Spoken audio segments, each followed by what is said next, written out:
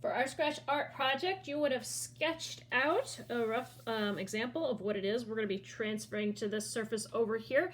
Because we don't want to spend a whole lot of time redrawing it on this surface from here, and we can make as many mistakes and erase and fix on this one as we wanted to, what you can do is flip this over, go on the side of your pencil, and any place where you can see through the paper to where you've been drawing, you're going to shade over on top of it.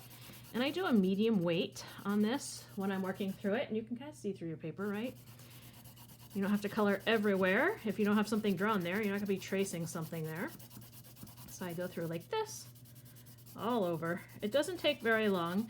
You do wanna try and have it smooth and touching. Any place you have a gap, obviously you're not going to be able to transfer the graphite from the back of the paper to the project you're working on. And you wanna make sure it is fairly solid on there. Like that. It doesn't have to be super shiny and dark, but it does need to have enough on there that it's going to transfer, because when you flip it over like this and place it on here and you push down, that graphite's going to transfer onto the black surface. I also like to switch over and use either a colored pencil or a pen so that I can tell where I have already traced, and a lot of times I'll use a different colored pen when I'm doing that to trace. You want to line up, pick a corner and an edge. You want to stay lined up on the whole time in case it moves while you're working. You can also put tape in the corners if you want to. And now you're going to trace the whole thing.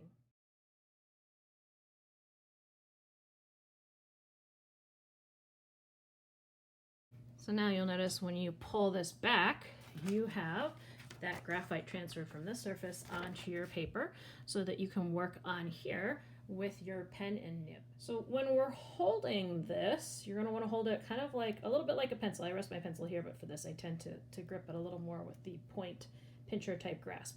And you want to make sure that this is the top side and the open hollow part is the bottom side, because when we scratch, we're going to scratch like this, almost like a little circular motion on that tip to remove some of these.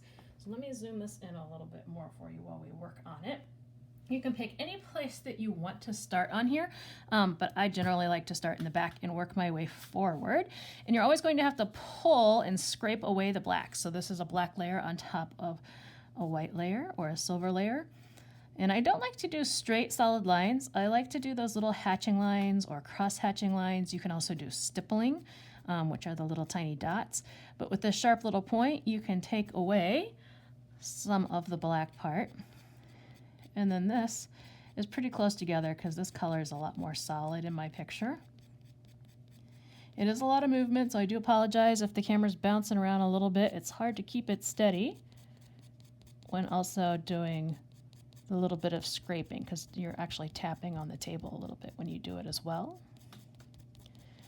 So you could go through and they can overlap and touch a little bit to get it to the value that you would like it. That's one way of doing it. The other way that we were looking at, like I said, was if you want to do dots, and then you just have to do much tinier little circle scrapes to make it look like dots when you're working on it.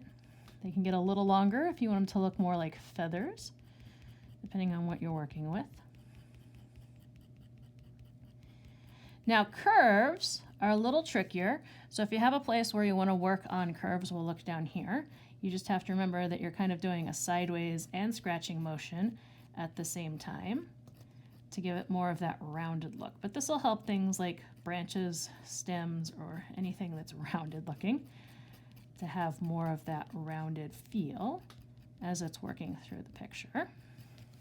And then some people like to use cross-hatching as well. So you could go into a section, let's see, we'll go up here on this leaf, right? Where I'm gonna pull that vein out on the edge of the leaf and feather the edges a little, because this one has a real feathered look in my picture, which means I could start pulling a lot and then pull up at the end, and it kind of goes from a thicker to a thinner line. But if I really want the bottom to look like it's darker than the top because not as much light's getting down here, I can go in and I can hatch the one direction. I could go back over and hatch the other way.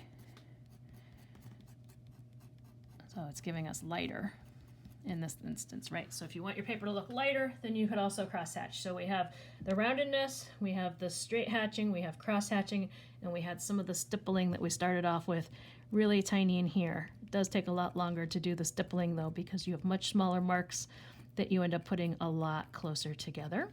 Some people like to use the side of this and try and get a wider scrape when they're working, which you can do like this, right? That's going to take off a lot more of that top layer of wax off your paper. But then you'll want to go back through probably and feather some of those edges so that it's not quite as stark and it blends into the rest of your artwork. So I can go back in and make these look like grass tips or flower tips by working them out like that. So there's some samples. I'm going to speed up the rest of this while I work on it.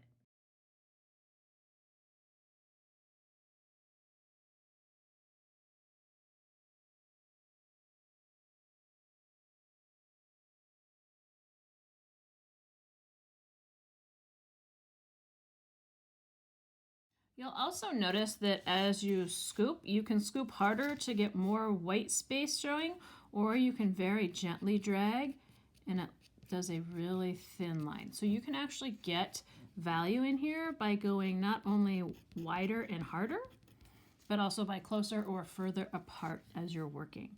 So if you want a really light edge, you can just very gently remove some of that black. Whereas if you want it to be solidly white, you can really push hard and get a lot more of the underside showing because you're removing a lot more of that black.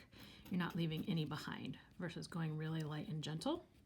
You can go really light and gentle if you wanted lighter or more gray looking spots as opposed to really peeling off that layer.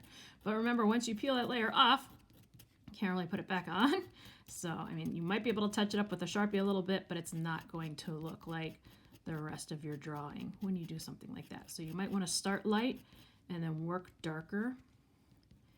Or sorry, I guess the reverse would be true, right? You want to start with a gentle touch to have it more gray, and then you can work harder as you get used to it so that you know where you want to add more of the white versus the darker background, so that you can create some of those values on there. And it's not just all black and all white, but you can actually make it start to look like there's some gray tones in there as well.